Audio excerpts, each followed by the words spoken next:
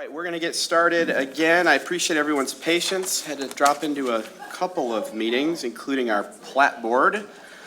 We will call to order the work session of the Kent County Board of Commissioners, June 25. First item on the agenda, or second item, is public comment. Is there anyone from the public who wishes to speak to the group this morning? I see none. So with that, we'll move on to item 3, the budget work session for fiscal 27. Who's going to start? I'll start. Administrator Vandenberg. Thanks, Al. Yes, thank you. Good morning again. And what is this, our third work session? Yeah, third work session on the 2027 budget. And today we're going to be focusing on the general fund budget, specifically the administrator's 2027 budget proposal. So far we have we had the budget process overview and timeline. We produced the 2027 proposed budget book, and then basically we're going to have Scott and Keith go over revenues, expenditures, and expenditures by function, next steps in the budget process, and then questions and discussion. If you have a really burning question, I would just ask it. And then, of course, this is the budget process overview. We won't take the time to go through all that. I think you're well aware of that. And then, of course, we have the budget book, which each of you have. And today's overview is a summary. Detailed information on all the funds can be found in that proposed budget document. And the table of contents can be used to help navigate to areas of interest. The transmittal letter provides an excellent overview and summary of revenues and expenditures. And with that, I think I'm turning it over to Scott.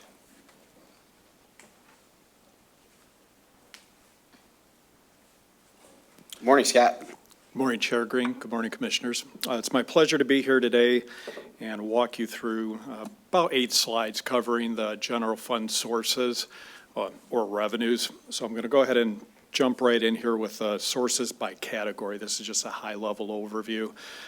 Total revenue, we're projecting for fiscal 27, $265.5 million.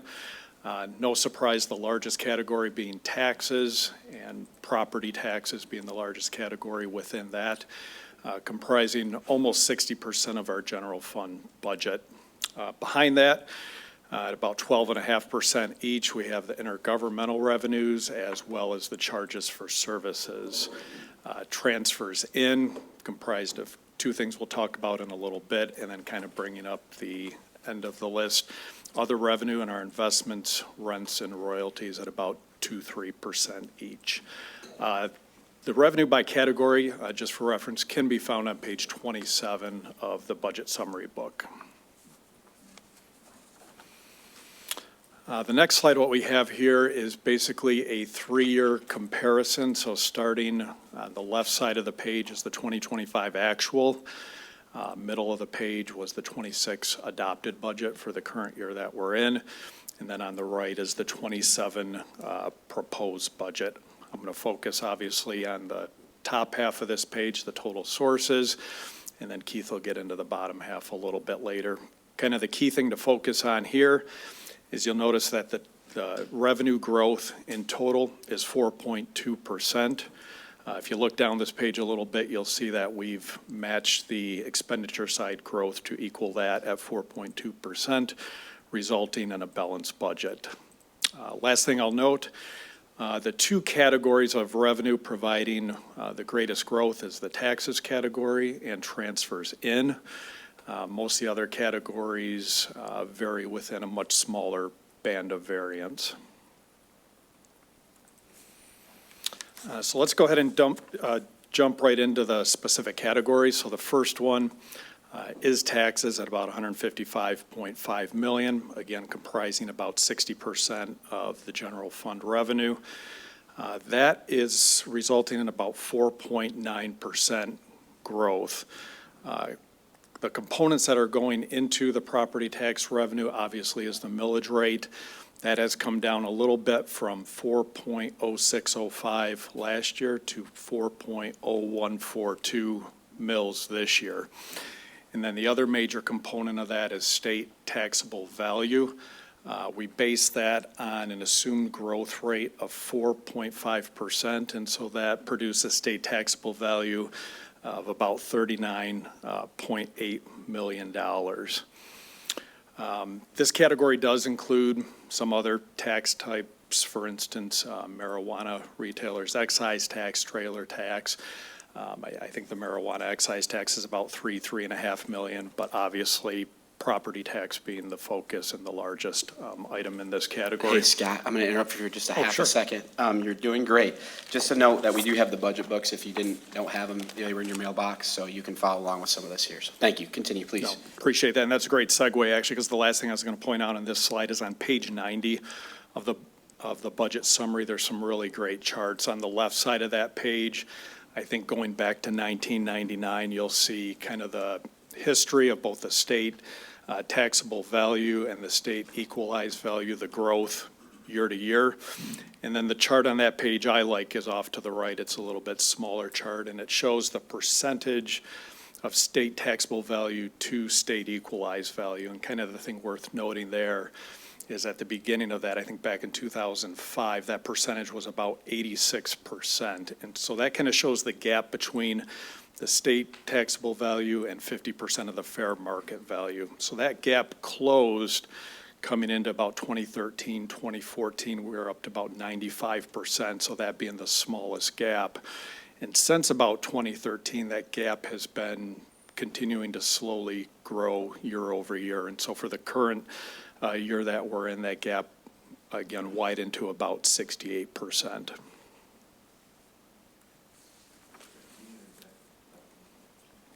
Overruled. No, yes, you can, Commissioner. So I'm always interested in this one too. The trend clearly since 2013, 14 is to have that number continue to go down, which is, to me, I first say, well, okay, that's more money in the bank for us. But is there a point where that becomes like critical for us if it keeps trending the same way? You know, it's good for the. Wasn't a whole- trick question. It's good for the homeowners, obviously, but yes, we would like to see that moderate over time. I don't know that there's a specific. I mean, it can't go to zero, right? Right. So I don't know that there's a specific percentage that would necessarily cause us alarm, but, you know, we are looking for that to moderate a little bit. We expect this is going to change by going back up? And why? We do hope that will level out and start to turn around again, yes. Does that be, okay. Thank you. Sorry. Commissioner Boujak. Thank you, Chair Green. You said there was a reduction in the millage rate from like 4.06 to 4.01. Correct. And how did that occur? Who approved that? How does that happen? That's basically a function of the Headley rollback. Basically, when we have growth in the tax base, the way the law is written is basically we have to limit overall growth in the revenue to the inflation rate. And so the growth in the tax base then requires us to roll back the tax rate. And that's good news for homeowners. Is that correct? Yes, that would be good news I for need to homeowners. I need to take Yes. home good news to my constituents. Let me take a stab at Commissioner Steck's question. For us, Proposal A has worked because we're a high-growth county. And so we just keep growing. And so we get a lot of our new tax revenue from new development. Now, if a tax reform were to occur that changes the pop-up, we also get our tax revenue when a property changes hands. So, I was city manager in South Haven, and there were homes right on Monroe Boulevard and other areas of the city that looked at Lake Michigan. People had them in their homes, in their families for many generations. And people from Chicago and Kalamazoo and Grand Rapids would come and, buy a home for way more than what it was worth, 3-4 times what it was worth. And that would drag everybody's taxes up, and they couldn't afford to live in it. That was really the purpose of Proposal A. So yeah, the smaller that percentage gets, the more homeowners are benefiting that have the personal property exemption. So I would say that as long as our growth continues, And as long as we continue to capture taxes when it's uncapped, that I think our future is bright. But if either of those would change, then I think we would have a lot of work to do to figure it out. But it seems to me that as our growth rate, which has been over the last 10 years at least, continues, let's say it's the same, interest rates start to push up, that means people hang on to properties longer, that would still suggest that you have less uncapping. So it seems to me this number is going to continue to decline. So I'm hopeful as well that that turns around from the operations perspective, but I'm not sure I see why I would do that. Right, I think there will be fluctuations, and the fluctuations within the framework of being a high-growth county and being able to still get uncapping will be in a range where I think we'll still survive and thrive, but yeah, I mean, those are some key factors. To sell their property within 10 years, is that okay?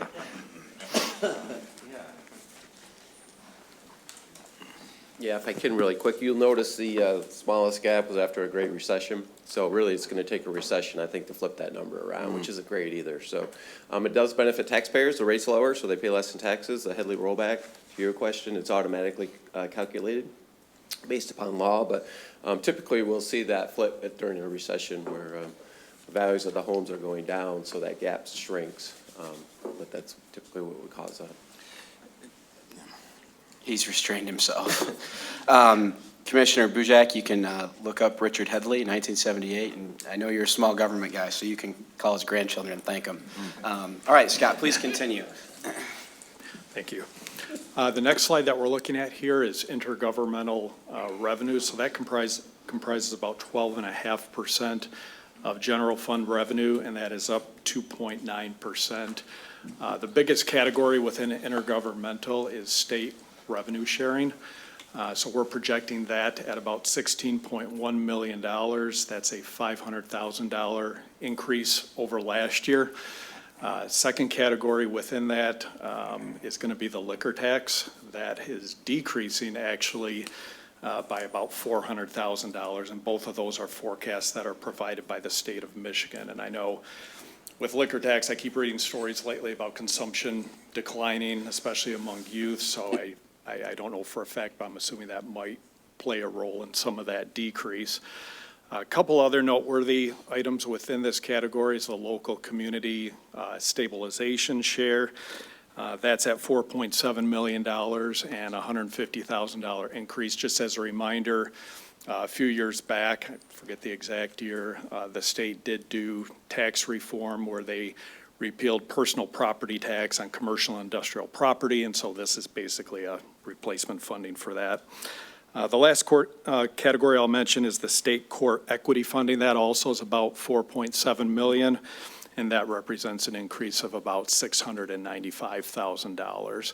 And I think the last thing that I forgot to mention with the liquor tax, about 50% of that is dedicated to substance abuse programs, so did want to point that out as well.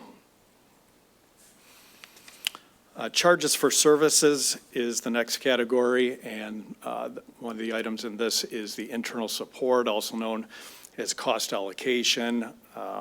This category is about 12.6% of the total. I should mention almost 7% growth. The cost allocation, again, is up about $1 million, and that's mostly a factor of just rising costs. The more pooled costs that we have, the greater the cost allocation that we have to charge out on that. Another category is the real estate transfer tax. That's estimated to increase about $400,000. And then the other services rendered is expected to be about $450,000 higher. That's primarily, that other category is due to some revenue at the jail. The FCC has changed some of its policies and regulations to allow for greater revenue on inmate phone calls, and we also anticipate higher sales at the commissary. The next category is investments, rents, and royalties. That's about 2.3% of the total general fund. That is down about 33% in total, and from about $9 million last year to about $6 million this year. So that decrease, about $2 million of that $3.1 million decrease is due to lower interest rates, forecasting the investment return. And then the other piece of that is about $1 million in rent revenue from the city of Grand Rapids, and that is related to their share of county courthouse debt service. That debt service, actually this very month, June of 2026, that debt service came to maturity, so that $1 million from the city does fall off. Next category is other revenue. The primary category in this is going to be the election reimbursement. So each year we have different number of elections, different types of elections, and so kind of depending on the year that we're going into, that's going to greatly impact the amount of reimbursement that we're getting, not only from the locals, but the state of Michigan as well. Probably the main offset in this is going to be an increase in dispatch services of about $130,000, and the decrease in the election reimbursement was about $290,000. So net, about $180,000 increase, or I'm sorry, decrease. The last specific category I want to talk about is the transfers in and other financial sources. So that's about 11% of the general fund resources, almost a 14% increase. Dollar-wise, that's about $3.6 million, and that's really comprised of two components. $3.1 million of that increase is the transfer in from the correction and detention fund. And then the other $500,000 is from the lodging excise tax fund. We had forecast $1 million last year, and we're forecasting about $1.5 million this year. We did not actually do the transfer last year, as there was so much new activity going on in the lodging excise tax fund that we kind of wanted to give everything some time to settle out before we reinitiated those transfers. The current balance from the lodging excise tax fund is about $8 million. And with that, I'll take a pause and see if there's any additional questions on the revenue side of things. Thank you, Scott. Yeah, just 1 second, Commissioner. I just want to say, I don't know if I set the table well enough, but we're at the point where we're going over the general fund portion of the budget with this work session. We're going to have one other one to look at special revenue funds. These two will be the last opportunity the whole group has to weigh in before it comes to the full board. Finance will take it up, and then we'll consider it from there. So anyway, that's where we're at in the milestones. Commissioner Ponstein. Thank you, Secretary. So this is on a hotel tax, so we're expecting, Commissioner, can you, your mic?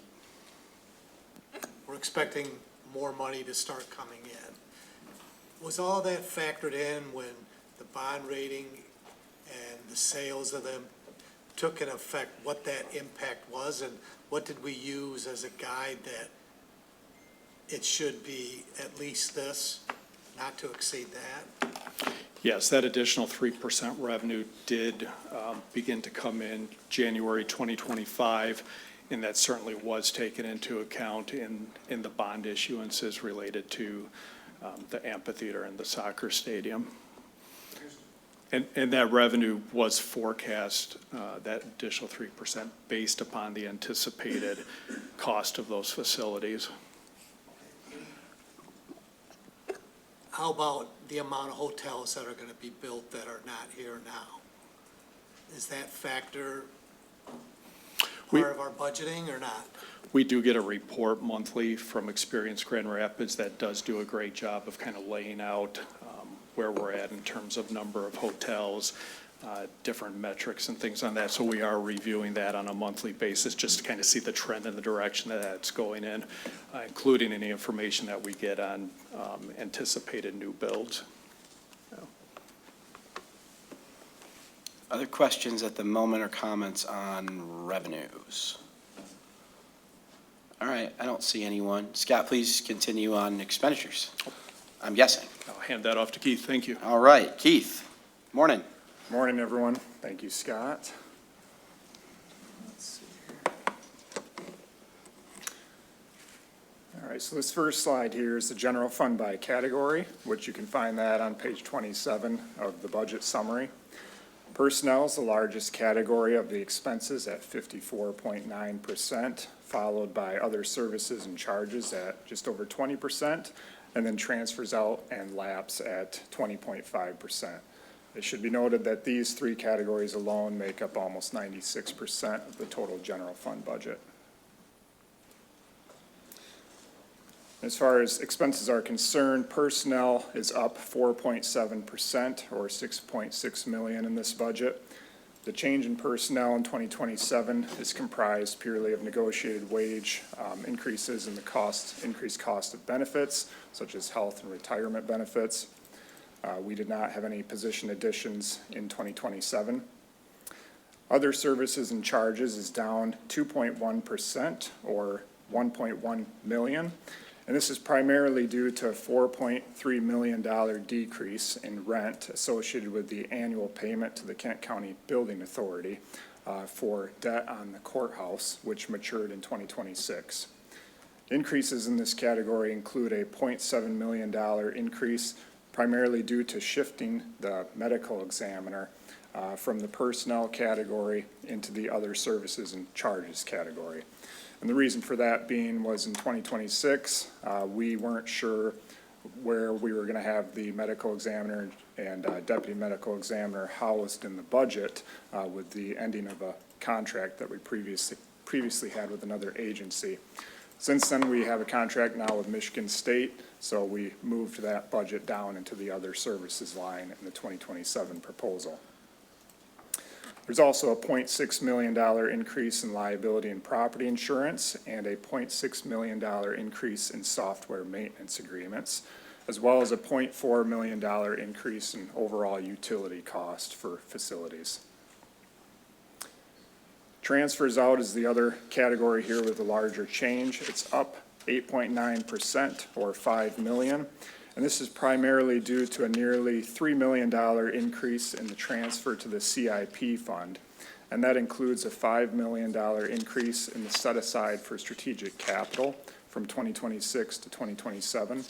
So in 2026, we had $2.5 million that we budgeted to transfer to strategic capital.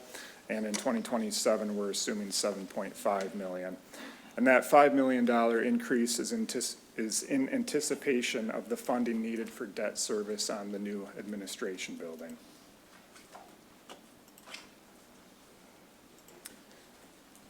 General fund by function is another category we're going to dive into here that kind of splits the expenses across various departments. It's located on page 28 of your proposed budget book if you're following along. We'll be covering all the categories here in the presentation except recreation and public works. And the reason for that being is those two departments are the only ones in that category. But the changes associated with parks are outlined in the transmittal letter on page 10 of your book. And the primary change associated with drains is an increase in the at-large contribution of about $100,000 from 2026 to 2027, and we touched base a little bit on that in the May work session. General government is down 2.8% compared to the 2026 adopted budget. General government represents just over 18% of the total general fund budget, and the departments that make up most of the change are facilities, which has a $2.9 million decrease. And the main reason for that is the no longer having the payment on the courthouse, which was housed in the facilities department. And then IT and the policy admin group also have larger changes, and those changes are explained on page 10 of the budget summary. This slide just shows the proportion of the total general government budget by department. Facilities, IT, and policy admin make up most of this category at 66%. Public safety is up 4.4% over the 2026 budget. Public safety represents just over 40% of the total general fund budget, and the departments that make up 90% of the change in this division are sheriff and corrections at $2.2 million and $1.9 million respectively. The changes for each of these departments are explained in the letter on page 9 under the sheriff section. This slide just shows the proportion of the total public safety budget by department. Jail and road patrol make up most of the public safety division at 88%. Judicial is up 6.5% over the 26 budget, and it represents 13% of the total general fund. Circuit Court accounts for most of this change at 1.1 million, followed by District Court at around 350,000 of an increase, and Probate Court at 323,000, and then prosecutors following that with a $274,000 increase. The primary changes for each of these departments are also explained in the letter on pages 9 and 10. This slide just shows the proportion of the judicial function. Circuit Court and prosecutor make up most of this category at 77%. Social services is down 2.3% compared to the 26 budget, mainly due to the decrease in liquor tax revenue that Scott was referring to earlier. By law, the county has to distribute 50% of that revenue to a community mental health agency. So that's why we're seeing a decrease in the expense division with just an overall decrease in the revenues that we're projecting coming from the liquor tax. And this slide just shows the proportion of the social services budget by department. Here we have medical examiner, the mental health division, which is the contribution to Network 180, just over $2 million. And then substance abuse is that liquor tax portion that we distribute out to a local agency. Community and economic development is up 11.3% compared to the 26 budget. There's 3 departments in this category. You have economic development, register of deeds, and cooperative extension. The main reason for the increase in this category is just the general increase in personnel cost in the Register of Deeds department, as well as a $50,000 line item to fund the deer management program, which is a new addition to the 27 budget. And this slide shows the proportion of community and economic development, with Register of Deeds making up about half of this category, and economic development and cooperative extension make up the other half.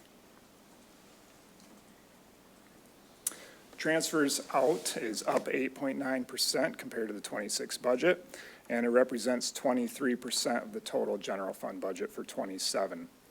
The changes in transfers, if you want to see the detail, are explained on page 9 of the transmittal letter.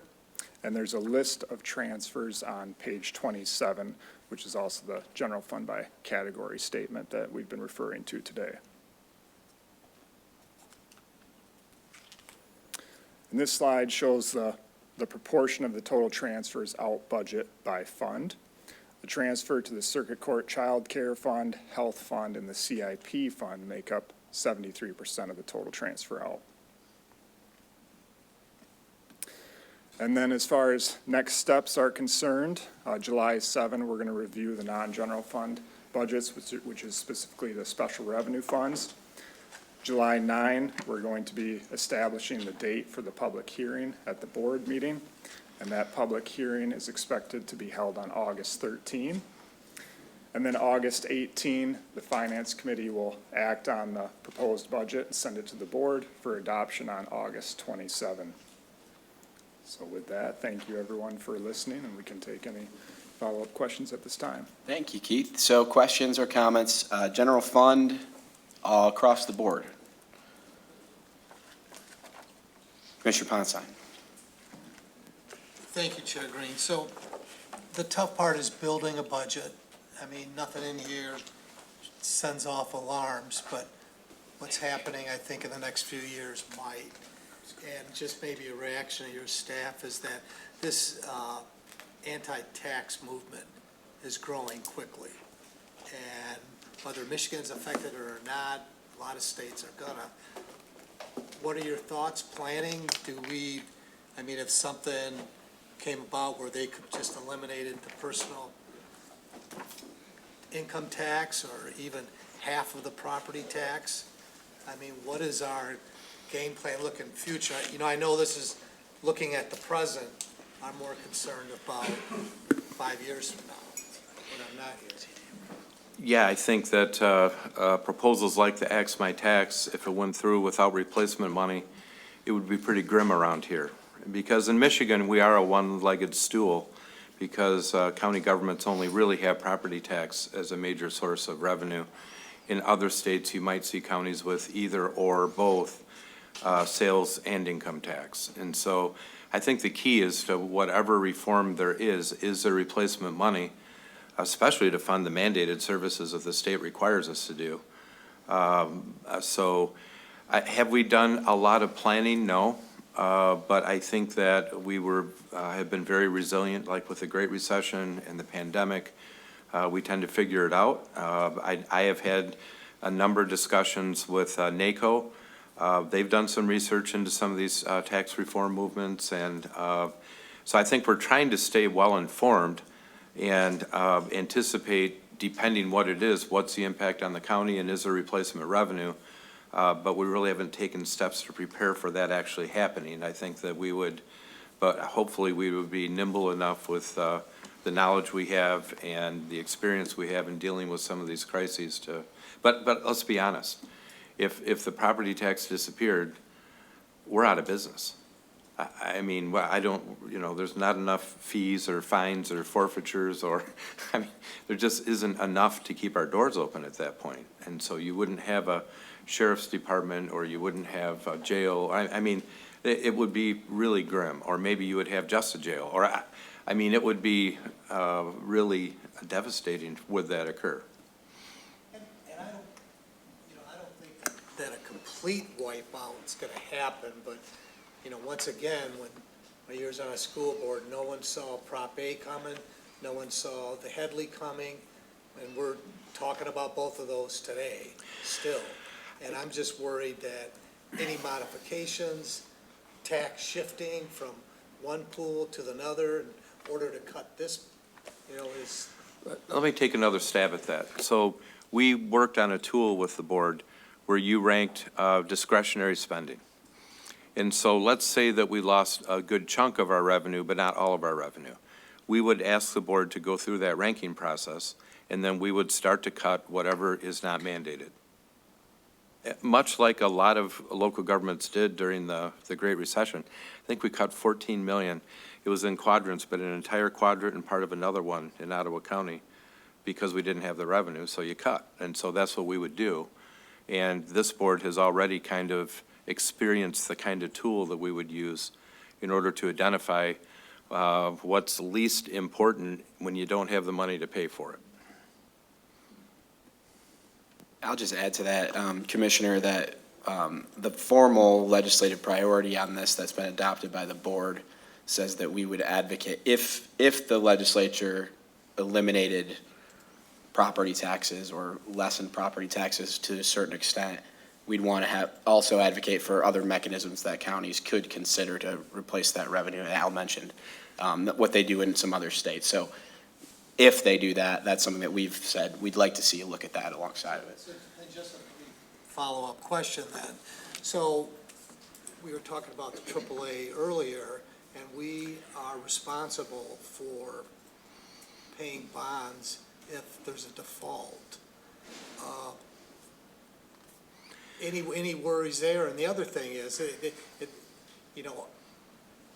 are the bonds solely dependent on that hotel motel tax, or if a venue is growing leaps and bounds and the revenues are, does some of that revenue then kick in to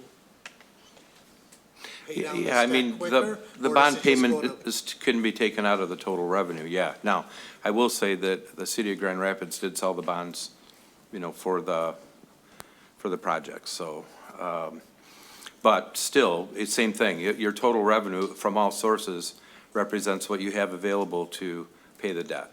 So it doesn't have to come from one source. Yeah. And one other comment would just be that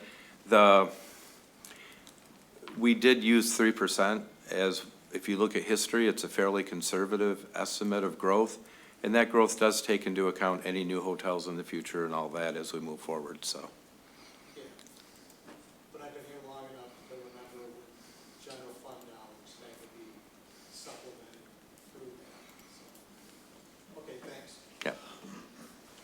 Did you have something to add, Jeff? Yeah, just real quickly, so the county has done a really good job. I'm just looking at the FO financial overview on page 21. It talks about the net debt to the county is 44.9 million, where our total debt profile is 539 million. But direct debt is what we're technically responsible for. The airport, DPW, all those other entities are paying their debt with dedicated revenue sources. So property taxes did go away. The actual debt we have outstanding is a lot smaller than what the other entities are currently paying for. So we do have some protection there, but to your point, we have 155 million in general fund revenues, and personnel accounts for almost all of that. So we'd be significantly cutting people if that happens, without a replacement revenue in sight. We also focus a lot on ballot initiatives, but a lot of the detail on how things are implemented comes in the implementing legislation that happens usually early the year after the ballot initiative is adopted. And if something like that happened, we would push hard to make sure that debt could be serviced yet until it's gone. Any debt that, the small amount we have that's actually tied into our general fund, but. Thank you. Commissioner Steck. Thank you, Jerry Green.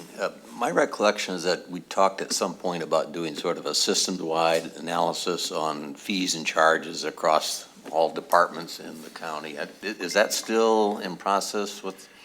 It's almost done, yes. Oh, okay. And staff is, Jeff's reading it, I'm reading it, other staff, Mark. So what we're doing is evaluating it and then asking our questions. And once our questions have been answered and we have a final report, we'll be, again, likely bringing that to exec and then to the board in a work session. So. Commissioner Hennessy. Would that be incorporated then into this budget? Will we be seeing it before we adopt the budget? That's the goal. That's Is the that- goal for us to is see that you'll see it what before the budget's proposal is. adopted, and there's, I'm speaking in half ignorance, because I've only read half the report. But there may be some fees that you decide, yeah, we should implement those right now, it makes sense. There may be others you say, yeah, that makes sense, but let's do that over 3 years, or let's do that over 5 years, or some you may not want to, I mean, so it's going to be a discussion about everything that's been evaluated and proposed.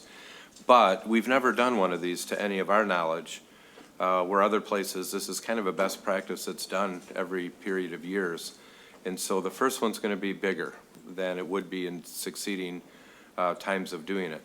And I should say, one of the reasons it's not financial that you do something like this is that it's important that the amount that that you don't want taxpayer dollars going to subsidize user fees, except where maybe there's a breakdown that makes sense. For example, there's some fees in the health department that will make sense for the general fund to pay, or to pay a portion of, or for an individual to pay 100% of. And so keeping that line clean, again, protects general tax dollars and has people paying for their activity.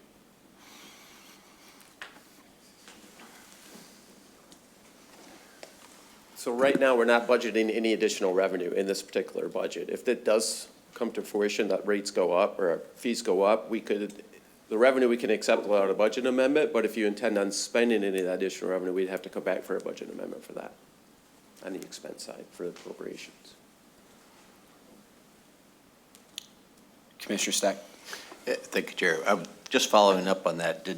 If there is a particular fee or a charge that we look at increasing after reading this report, do we increase it by simply approving the budgetary increase through the budget process, or is it a specific resolution just addressing that particular fee?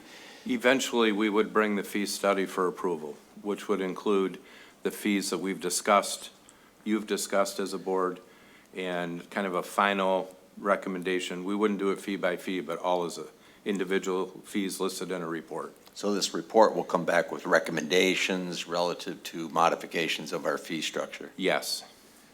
Okay.